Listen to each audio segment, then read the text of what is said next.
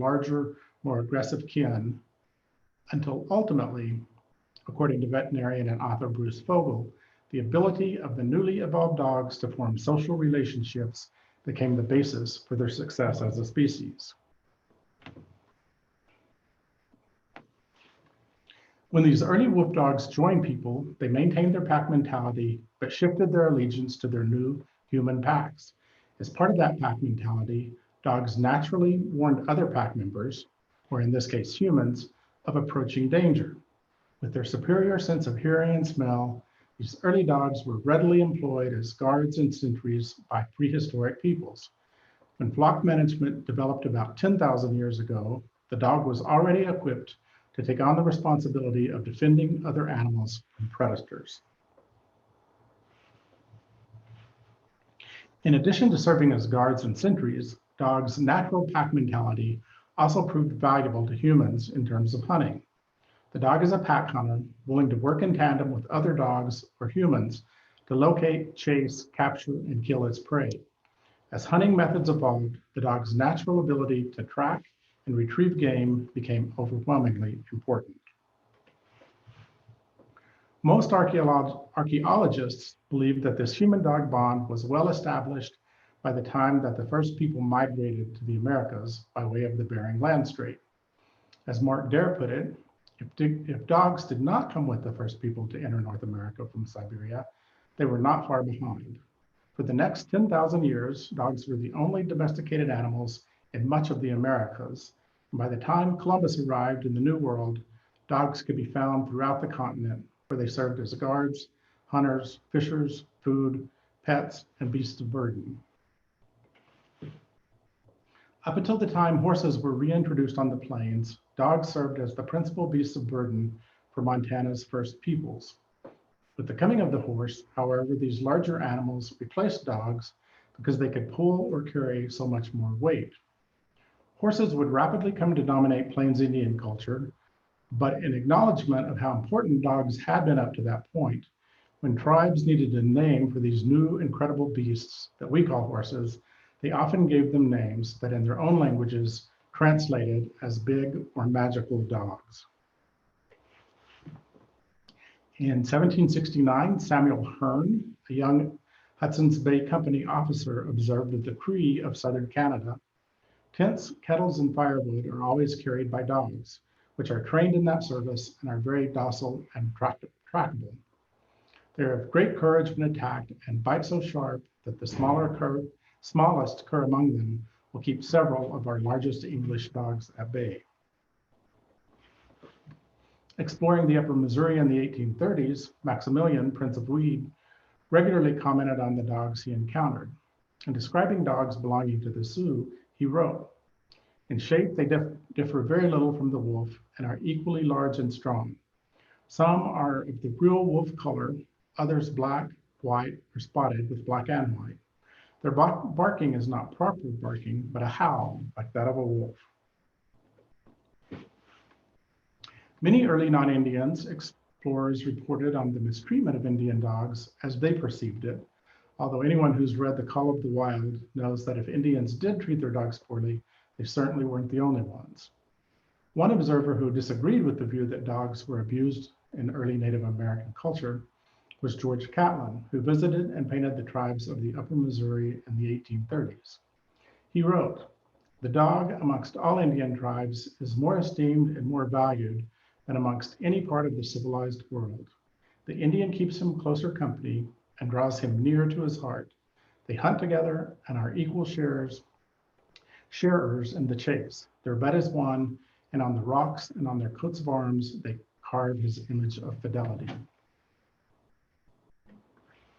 In reality, treatment of dogs probably varied from person to person, tribe to tribe, and from season to season.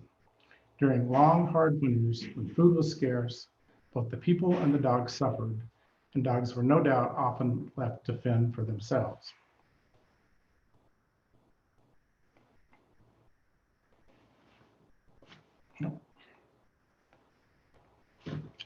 Not only did dogs have to eat, dogs also sometimes served as a sort of food. But most of us probably grimace at the thought of eating dogs, That's a learned response. There's certainly nothing innately or biologically wrong with eating dog meat.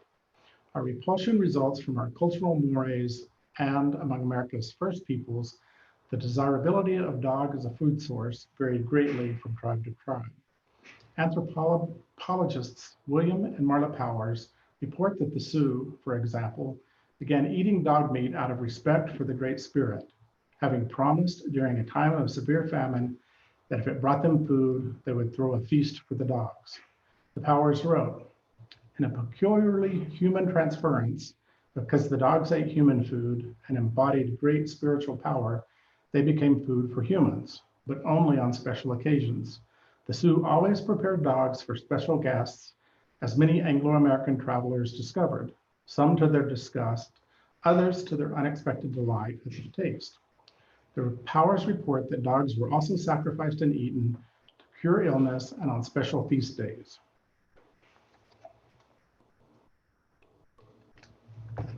According to Lewis and Clark, the Assiniboine, Mandan, and Hidatsa sacrificed dogs and horses belonging to the deceased, as did other tribes, believing that a person should not undertake the journey into the next world alone.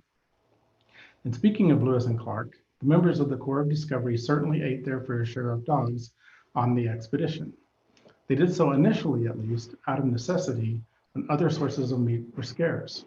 In doing so, they often earned the derision of those tribes that did not eat dogs, most especially the Nez Perce. On January 3rd, 1806, Clark wrote, "Our party from necessity have been obliged to subsist some length of time on dogs, have now become extremely fond of their flesh. It is worthy of remark that while we lived principally on the flesh of this animal, we were much more healthy and more fleshy than we have been since we left the buffalo country." One historian has combed the Lewis and Clark journals and estimated that the men ate approximately 200 dogs while they were in the West. Of course, you thought when I talked about Lewis and Clark and dogs, I would be talking about semen, and I certainly will be doing so just a little bit later. As we know, Lewis and Clark were followed into Montana in relatively rapid succession by other explorers, mountain men, seekers of gold, soldiers, cows and cowboys, homesteaders, and city builders. All of these people brought their dogs with them, and they did so for pretty much the same reasons, regardless of who they were or when they came to Montana. Many of the roles that dogs initially played and the functions they have performed have changed over time. Others have not. So let's take a look at what some of those dogs have been gainfully employed doing. As with Native Americans, early non-Indians in Montana often relied on dogs as beasts of burden to pull and to haul loads. Most early fire stations had dogs in attendance. Originally, they were there in large part to guard horses and equipment in the absence of a live-in crew. And some sources I read said that they helped guide horse-drawn wagons to the fires and to help clear traffic out of their way while en route. The stereotype insists that most Firehouse dogs were Dalmatian, but looking at the photos in our collection, I didn't find that to be true for Montana.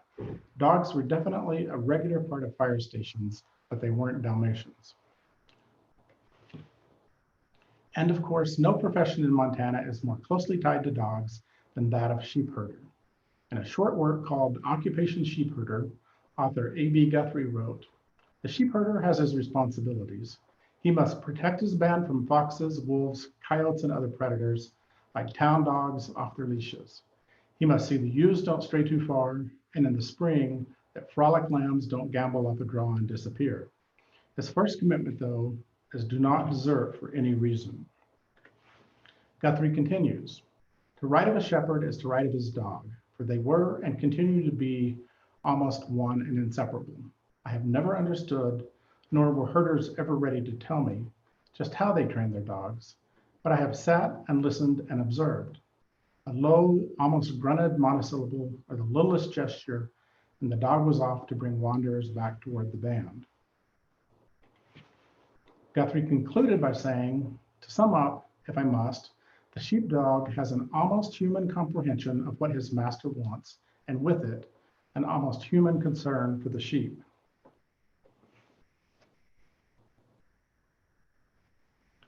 Clearly, the value of a good hunting dog is well known and appreciated in Montana, and hunting certainly qualifies as one of the primary roles filled by dogs throughout the history of American expansion and settlement. Touring the Ozarks in 1818, Henry Schoolcraft noted that every hunter had 6 to 12 dogs, and that a very high value is set upon a good dog, and they are sought with great avidity.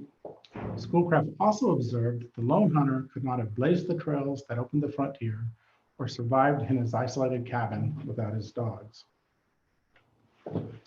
This is a painting that Helena landscape artist Ralph DeCamp, who painted some of the murals in the state capitol, painted. It depicts his son, Renan, who, when he was a young boy, received this gun as a present. He immediately went outside and killed a robin, and felt so bad about killing the robin that he never ever shot anything again.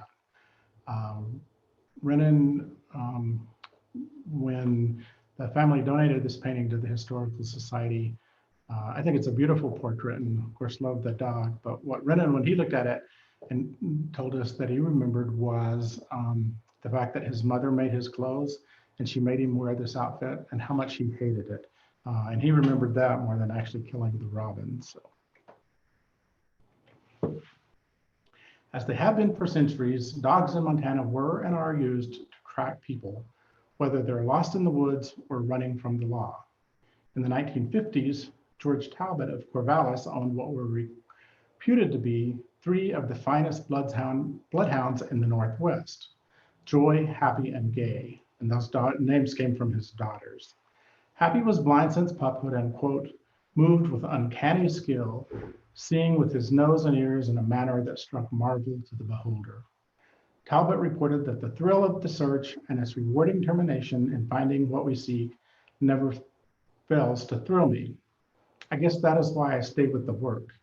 That it is grueling, there is no doubt, especially when the hunt lasts 3 or 4 days and the terrain is Montana's rugged Rockies, where many hunters get lost. Even though bloodhounds are powerful and ferocious looking, they are among the most gentle of dogs. Never will they attack even an armed criminal. When they find such a person, so pleased are they with their success that they jump on him for joy. Since the beginning of commercial advertising, dogs have been used as part of that advertising to sell a variety of products. Here we see dogs being used to sell dog food, which of course makes sense. But they were also used for such things as watch repair and Montana Sport cigars from Livingston.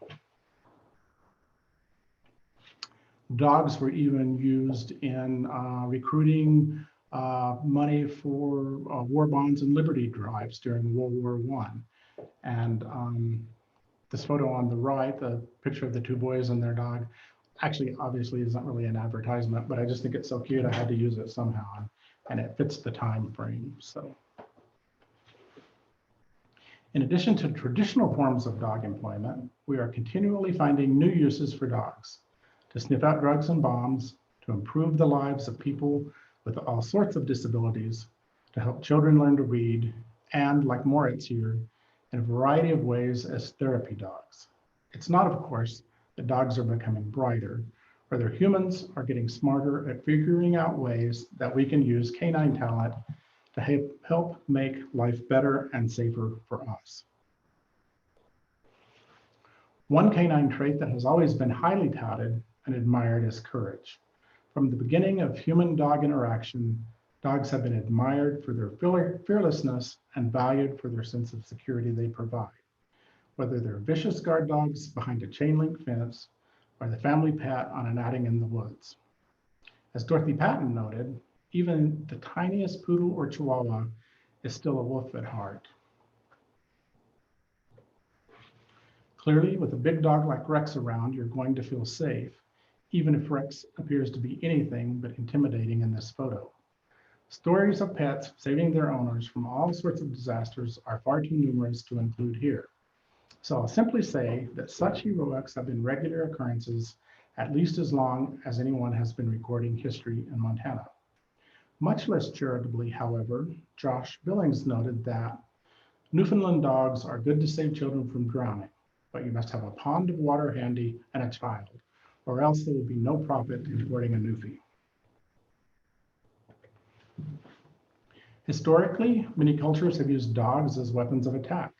China, Mongolia, India, Japan, the Middle East, North Africa, and Europe all had long traditions of using dogs to great effect in war, in large measure because, if so trained, dogs see humans as just another form of prey, and because large, fierce dogs could easily spread panic among those being attacked. In the conquest of the Southwest, the early Spanish were ruthless in their use of dogs on native inhabitants, but I haven't found that the US military ever used dogs in this way, at least on the Western frontier. This isn't to say that dogs weren't present at Montana's military forts, because they certainly were. It's just that they were here primarily as companions. I can't offer a satisfactory explanation of why this dog is climbing a ladder, but I'm relatively certain it has more to do with entertaining the troops than the creation of a canine attack force specializing in second floor maneuvers. Officers frequently brought their dogs with them for companionship and for hunting in their off-duty hours. Custer, for example, was a great lover of hounds, and when he came west after the Civil War, he traveled with his customary pack of greyhounds, staghounds, and foxhounds, sometimes numbering as many as 40 dogs. According to his wife Libby, Custer always rode with at least 2 dogs whenever he was in the field. These dogs would lie beside Custer at nighttime, and as Libby wrote, "I've seen dogs stretched at his back and curled around his head, while the nose and paws of another rested on his breast." A favorite staghound named Blucher would leap up and join Custer on his saddle, while an epileptic old hound named Grover would always leave the kennel and scratch on Custer's door whenever he felt a seizure coming on. Sadly, not only do dogs like Custer's Rover get sick, they also die, and Bob's funeral, shown here, is just one testament to the esteem in which many of these fort dogs were held.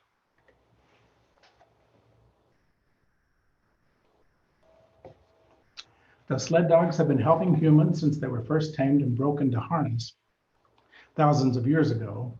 Their history of supporting soldiers is much more recent. Most of that use for military support can be traced to the US Army's involvement in Alaska in the early 1900s and the use of sled dogs in World War I. The use of sled dogs in the war effort in World War II is tied to Montana history in a very significant way. In October 1942, a former CCC camp in the mountains west of Helena was converted into the War Dog Reception and Training Center for training both sled dogs and pack dogs, as well as the soldiers to work with them. As Karen Fisher noted in her article in the Society's magazine, in the early 1940s, few men in the US had even seen a sled dog. So the Army's search for men to train at Rimini was not an easy one. Experienced men already in the service were transferred to Camp Rimini, and knowledgeable citizens were invited to apply. I'm sure that many of you might have known or know of men like Dave Armstrong, who worked at the kennel that supplied the sled dogs for Admiral Richard Byrd's Antarctic expedition, and Eddie Barbeau, who had patrolled the remote Minnesota North Country, where dog teams and snowshoes were about the only means of travel in the winter. The initial emphasis for establishing Camp Rimini was to train men and dogs in preparation for a planned reinvasion of Norway, but those plans were canceled by June of 1943. So the men at Rimini began to concentrate on supplying the soldiers, equipment, and dogs needed for Arctic search and rescue units that were stationed at strategic intervals along Arctic flyways. Training of the sled dogs could not always wait for snow, however. If the ground was bare, the dogs were hitched to a stripped-down car chassis and run on the Rimini Road. This skydiving dog is wearing what is called a Rimini harness, so named because it was developed at Camp Rimini to use in Arctic rescue operations. And while we're talking about the courage of dogs and their willingness to defend their pack, it is important to remember that sometimes dogs are subjected to feats of daring instigated by their human counterparts, and that these dogs aren't necessarily given a choice in the matter. I'm not sure this dog jumped voluntarily. And for example, in 1941, Ed Border, who was a native of Hot Springs, was a student at the University of Alaska when he and his husky Butch traveled the 1,600-mile route of the proposed Alaskan Highway, walking and skiing the course in 91 days. Border claimed that the route he took from Fairbanks to Hazleton, BC, was a perfectly feasible one for a highway, and told the Seattle Press that, quote, except for the silence, it wasn't bad. Butch, who apparently wasn't very talkative, or Border wouldn't have complained about the silence, didn't have any comments for the press. But dogs also did accomplish amazing feats on their own without any human involvement. There are numerous accounts of lost dogs who traveled great distances to reunite themselves with their owners. One of the most dramatic of these stories was related in this newspaper clipping from Bozeman, which reports that old-time cattleman Ott McEwen was devastated when the cattle dog, who had been at his side through blizzards and summer winds, long days and lonely nights, suddenly disappeared. This dog had been his constant companion, sharing hardships and joys. 4 years later, at a stock growers meeting, cattlemen had gathered in the Bozeman Hotel's lobby when someone noticed a shaggy old dog limping badly, whining outside the door. The man let him in and watched curiously as the dog wandered from man to man, sniffing. Finally, the dog dove into the crowd and leapt upon an old geezer. Old Ott McEwen couldn't believe it. He went down on his knees and threw his arm around the dog while tears ran down his cheeks. Many a gruff cattleman wiped away a tear, and the talk grew gentle among the men, for they understood well the special bond between a cattleman and his dog. And in addition to being admired for their courage, dogs are often appreciated for the simple fact that they entertain us and help make life more fun. Here's Deuces, a dog from the mining city that thinks he's a cat and spends his time climbing trees and running up the sides of buildings. I'm not sure, but maybe this really says more about Butte than it does about dogs. One aspect of human-dog interaction that has changed over time is the human need factor. That is to say that many of the activities in which we formerly relied on dogs out of necessity have evolved into the realm of leisure activities. Former generations of Montanans had to hunt if they wanted to eat. Today, more people hunt as a form of recreation than out of pure need.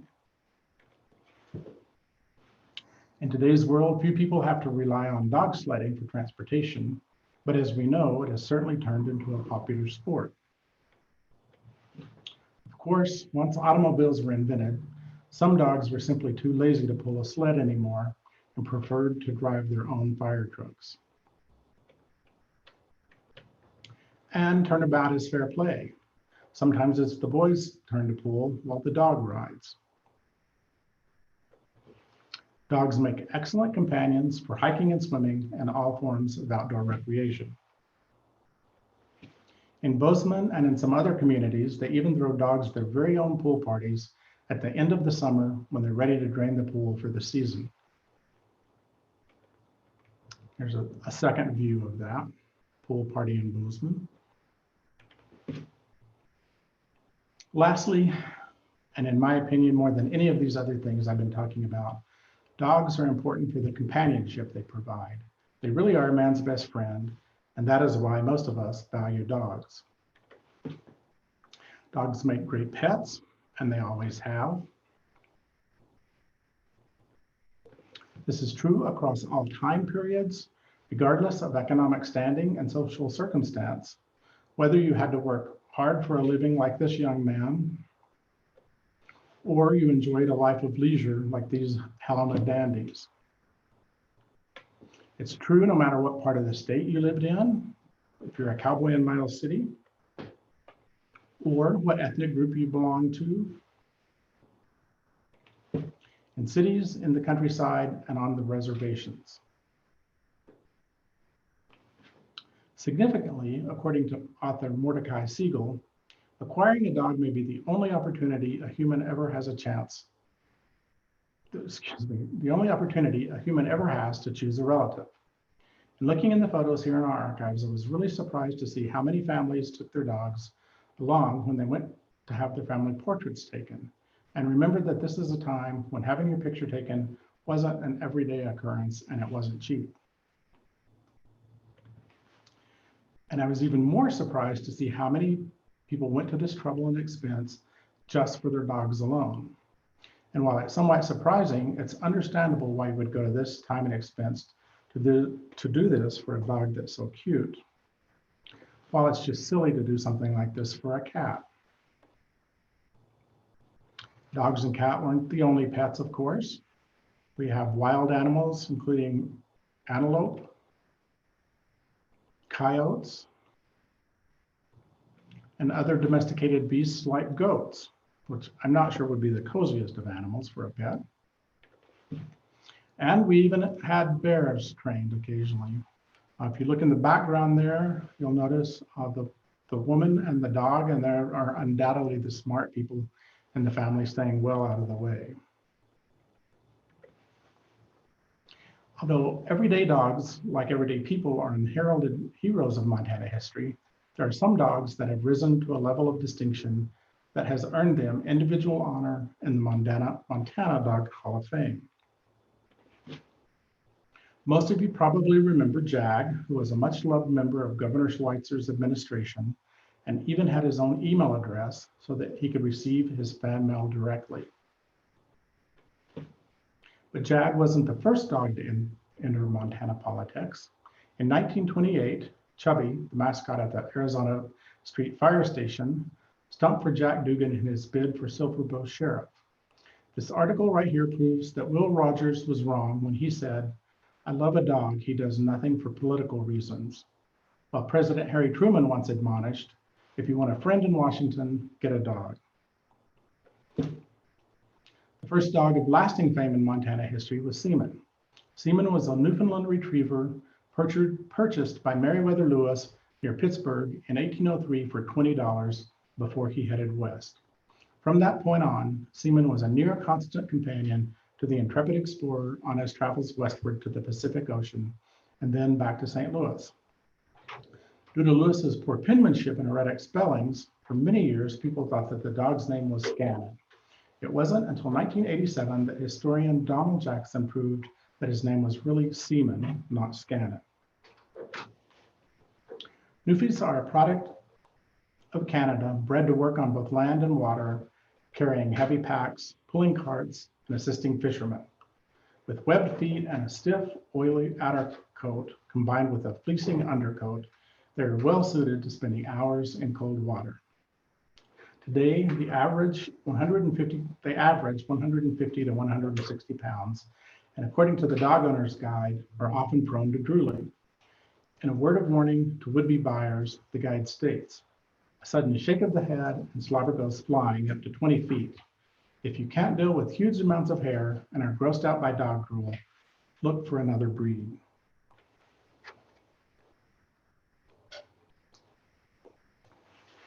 Like his human companions, Seaman would have undoubtedly found the trip to be a thrilling experience. So much time in the water, new species of animals to chase, exotic scents to track, etc. But he also had to share in the trip's hardships, including painful cactus thorns and burrs, torturous mosquitoes, a run-in with a moose, and he was once bitten by a beaver and nearly bled to death. You also have to wonder if Lewis's love for dog meat didn't make him just a little bit nervous at times. Probably the most famous dog in all of Montana history was Shep. And in large part, Shep's fame was due to this book, which was written by Ed Shields, a man about whom Railroad Magazine had this to say. Ed is well known to our readers. He is the great northern freight conductor who, when he retired from railroading, took his old caboose along with him. More importantly, though, Ed is the one who pieced together Shep's story. In August 1936, a casket containing the body of a sheepherder was loaded onto an eastbound train. Off to one side, a big, gaunt shepherd dog whined and watched with puzzled eyes. He watched as the engine blew its steam and the train moved slowly out of the station. Then he turned and dispiritedly trotted away. So began a long, long vigil, one of the strangest ever kept. For 5.5 years, Shep waited faithfully for his master's return. Always when the train came in, Shep was there, tail wagging in hope. Always when the trains pulled out, the tail was drooping in disappointment and sorrow. Characterized as a nondescript sheepdog of pronounced collie strain, Shep's story was told not only in El Chill's booklet, but also in railroad magazines and newspaper articles that appeared literally all over the world. He was even the subject of Ripley's Believe It or Not cartoon. Unfortunately, Shep's life came to a tragic end in January 1942 when he slipped on the tracks and was run over by an oncoming train. Hundreds attended his funeral. Members of Boy Scout Troop 47 served as pallbearers, and Reverend Ralph Underwood of the Christian Church gave the sermon, which included Senator George Graham Vest's eulogy on the dog. Another of Montana's famous canines was also connected to the railroad. Bruno was a yellow staghound puppy who established residency in the NP Roundhouse at Bozeman in 1924 and steadfastly refused to leave. According to his 1929 obituary, he came out of the mountains, quote, dissatisfied with a dog's life with a sheepherder, and I have no idea how they determined that fact. He adopted the L6 switch engine, and during the day spent every minute with train, stopping to rest when the train stopped and starting again when it did, always following the same course as he ran along beside the train. He covered about 60 miles a day. Bruno knew by sound when the locomotive was to start and in which direction it would move. According to all accounts, he was totally devoted to the L6 and wouldn't have anything to do with any other locomotive, and had downright disdain for the Milwaukee road switcher, which he encountered daily on adjacent tracks. Like Shep, Bruno met his end beneath the wheels of his beloved train. His obituary reported that much has been written about Bruno carrying a switchman stick by day and a lantern by night. R.B. Nixon, who was writing in a 1951 article, assured readers that Bruno's exploits had actually been minimized, not exaggerated. And then there's Butte's auditor. As Roadside America reported, and I quote, the auditor was a strange dog. For more than 17 years, he lived alone in the barren waste dumps, leach pads, and mine roads surrounding the rim of the huge Berkeley Pit strip mine in Butte. He was an unfriendly, dirty mutt, resembling a pile of stained rags. The dog shunned human contact, but the miners respected his toughness and named him Auditor because he would always show up when least expected. An unlikely hero who shunned human contact, the Auditor appeared mysteriously in 1986 and was eventually adopted as Butte's mascot. He was fed by the miners he avoided, and they also built him a shelter. He had a fan club with supporters from all over the country, and following his death in 2003, he was memorialized by at least one life-size monument. And finally, I'd like to recognize another Butte mutt who, like many people, was probably most famous in his own mind. This is Peppy, and I nominate him into the Doggy Hall of Fame as the most photographed dog in Montana history. He belonged to Herbert and Madeline Lang of Butte, and I think it is safe to say that they loved Peppy, and the three of them knew how to have a good time. Our photo archives contain 3 albums of photographs of nothing but Peppy in a variety of poses and circumstances. And finally, a few words on dogs in general as a way to close this out. Several years ago, Senator Linda Moss of Billings unsuccessfully introduced a bill that would have established an official state dog. I've shown you many pictures of worthy candidates for that honor, but now I would like to go on record with my official nomination for the canine that I feel is most deserving of that title. And that, of course, is the Montana truck dog. They're loyal, they love adventure, they protect what's theirs, and they have enough sense not to jump out at 80 miles an hour, or else they're not with us long. And there's historical precedents for truck dogs. As you can see here, we had truck dogs even before we had trucks. 19th century British author Samuel Butler said, "The great pleasure of a dog is that you may make a fool of yourself with him, and not only will he not scold you, but he will make a fool of himself too." According to comedian Dave Barry, dogs feel very strongly that they should always go with you in your car in case the need should arise for them to bark violently at nothing right in your ear. Journalist Annie Rooney said, if dogs could talk, it would take a lot of the fun out of owning one. To quote historian Stephen Budansky, if some advertiser or political consultant could figure out just what it is in human psychology that makes us willing to believe that dogs are loyal, trustworthy, selfless, loving, courageous, noble, and obedient, he could retire to his own island in the Caribbean in about a week with what he would make peddling that secret. Dogs belong to that select group of con artists at the very top of the profession, the ones who pick our pockets clean and leave us smiling about it. Dogs take from the rich, they take from the poor, and they keep it all. They lie on top of the air conditioner vent in the summer. They curl up by the fireplace in the winter. They steal the very best bread from our plates. And I'm thinking here of a collie I used to have whose specialty actually was toast. If we had roommates who behaved like this, we'd be calling a lawyer or the police. In describing her Finnish Spitz, Hannah Henchman writes, her buoyancy and eagerness are a bulwark against melancholy. She's a flying wedge of attention in whose wake I follow. I don't know what I add to her experience. She amplifies mine beyond reckoning. Grapes of Wrath author John Steinbeck wrote, I've seen a look in a dog's eyes, a quickly vanishing look of amazed contempt, and I'm convinced that basically dogs think that humans are nuts. And finally, Czech writer Milan Kundera observed that dogs are our link to paradise. They don't know evil or jealousy or discontent. To sit with a dog on a hillside on a glorious afternoon is to be back in Eden, where doing nothing was not boring, it was peace. With that, we can wrap it up, and if anybody has questions.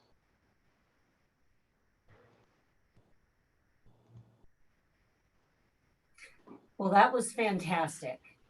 Well, thank you. I really like that. You made me cry a little, but in a good way. Okay, good.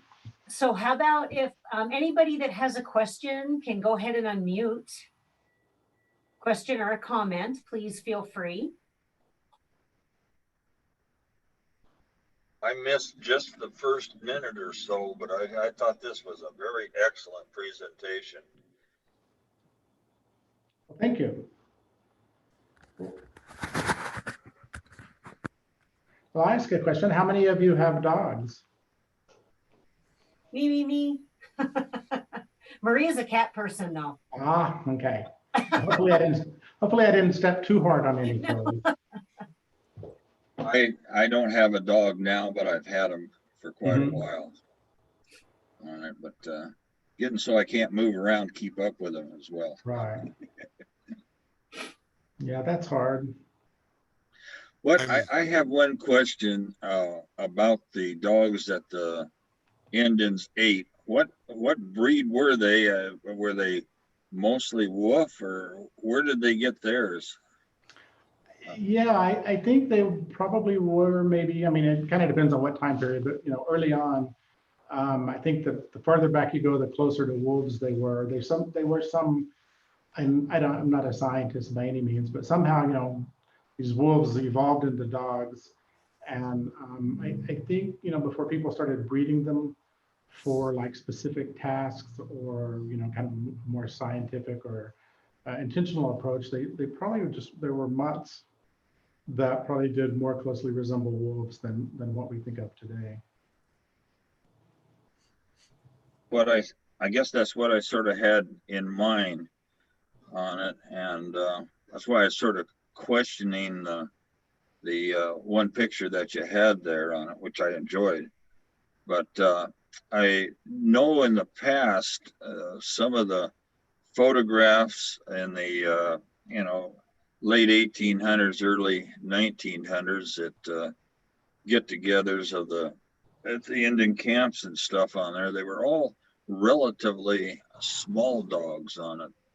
They appeared maybe 35, 40 pounders and stuff on it. And that's, by then I suspect they were taken from the white men bringing their dogs and stuff on over. Right. I'm sure they were a mix. I don't know. That's actually a good question, and I don't know the answer.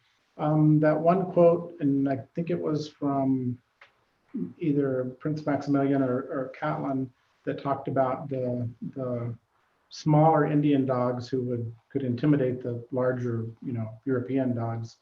So that is a good question. If the Indian dogs were smaller, but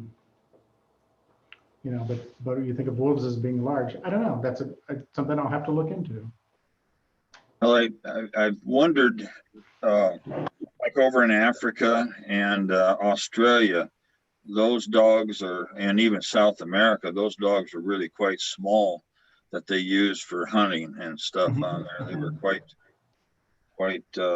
used quite well. Right. Yeah, and then certainly my understanding that all dogs are related on some level, and like everything, have just evolved over time. And like I said, I don't. It's not anything I really know about. So. No, I agree on there. I would just observations and stuff. I didn't really ever look into it myself on it. But like I say, I learned a lot here.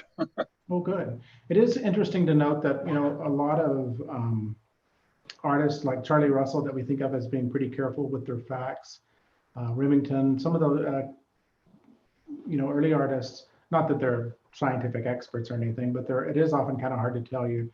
You look at one of their paintings and you think, okay, now is that a dog or is that a wolf? And that's certainly true in the Russell's masterpiece in the Capitol, Lewis and Clark Meeting Indians at Ross's Hole. There's a dog or a wolf dog that's kind of positioned right behind the speaker of the houses. If he's sitting at the podium up there, the wolf is kind of just right behind him, kind of looming over his shoulder, her shoulder, I should say.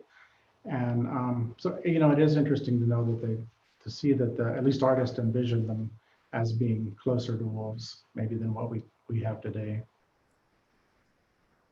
I've been extremely fortunate in working out of doors quite a little bit from but Many Glacier area. And since 77 on up through about 87, I was able to see a wolf every year in the springtime. And then up north of Havre, that was driving back down from the Canadian border, and I looked out over the snow-covered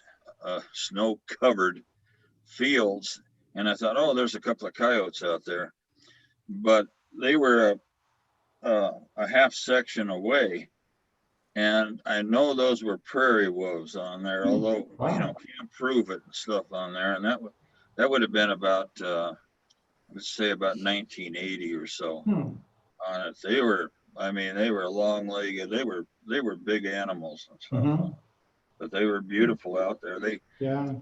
I slowed down the vehicle and they turned around and started off, and I don't know, they were heading west, and so I moved and let them go.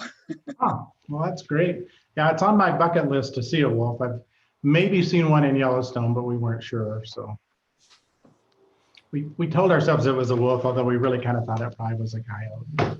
Oh man, I'm sorry, go ahead. Oh, I was just gonna say, sounds like maybe if it had really been a wolf, we would have been more sure.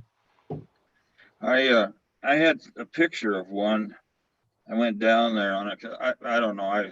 There's something about those animals there that really I find them very intriguing and stuff. And I went down there when they got quite a few, the Lamar Valley there, and I had the one grandson with me and the wife, and we got a picture of it. It came up onto the road there, and I kept about 100 feet, 150 feet in back of it, and went on down the road and looked back over its shoulder at us, and went on down, and it hoisted its leg on a log on it, and then shot up one of the hills there on it.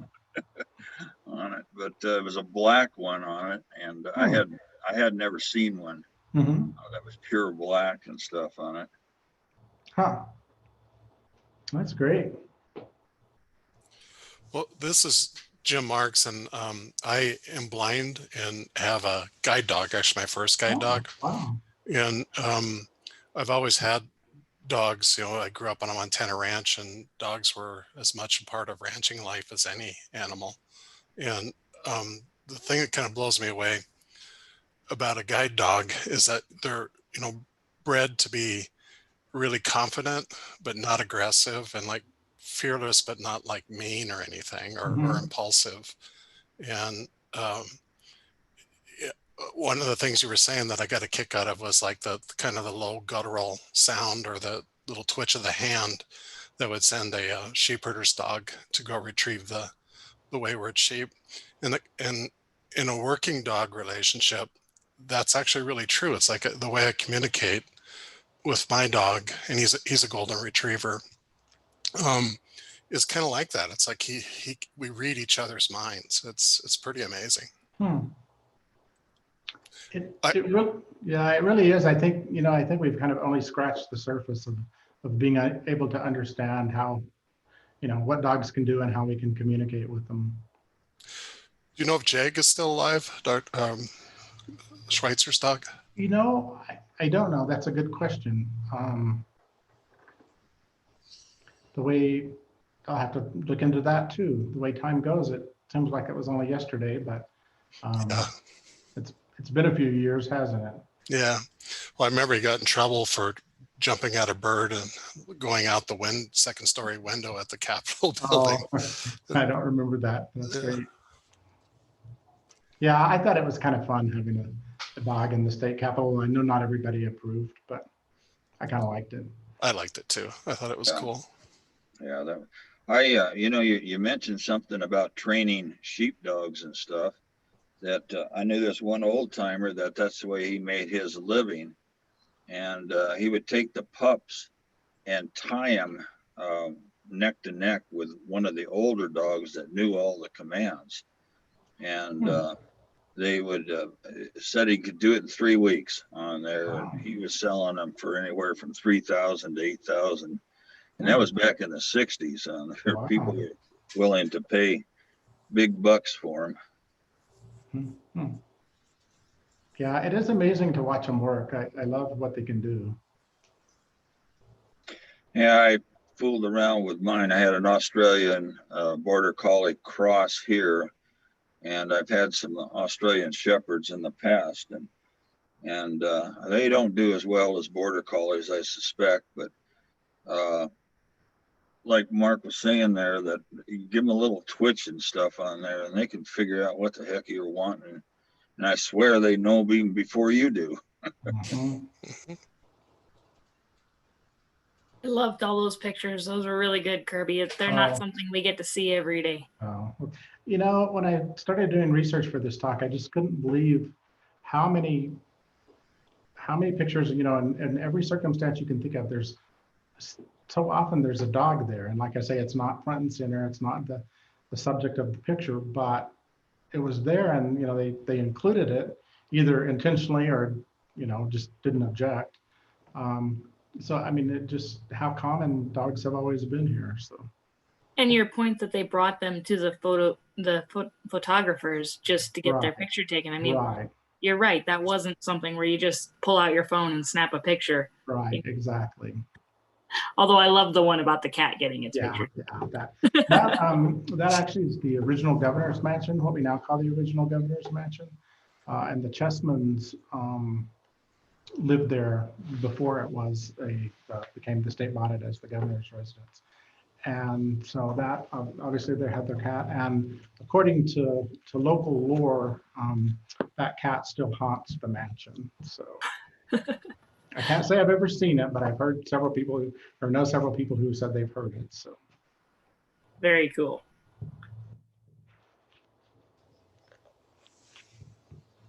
I actually have a little cutout that I printed out off online. It's a pie chart. And it says a pie chart of my life. And it says, I'm trying to read it. It says petting my dog, talking about my dog, thinking about my dog, buying things for my dog. So This was definitely a really great presentation. It was right up my alley as well. I really enjoyed it. Oh, well, thank you. Quick question, the Monument of Auditor in Butte, do you know where that is? Is it still there? I believe it is still there, and I'm not sure exactly where it is. And I actually, as I was doing this, I wondered why I didn't have a picture of it. So y'all have good questions. You're going to make me go back to work and do some follow up here. Well, I thought that might be a fun day drive to go over and Well, check. yeah, it out. yeah. My impression is that it's up on the hill someplace, but I don't know exactly where.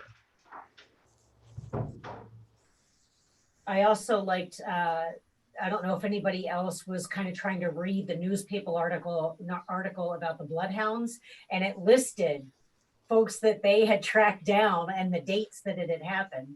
I thought that was pretty interesting.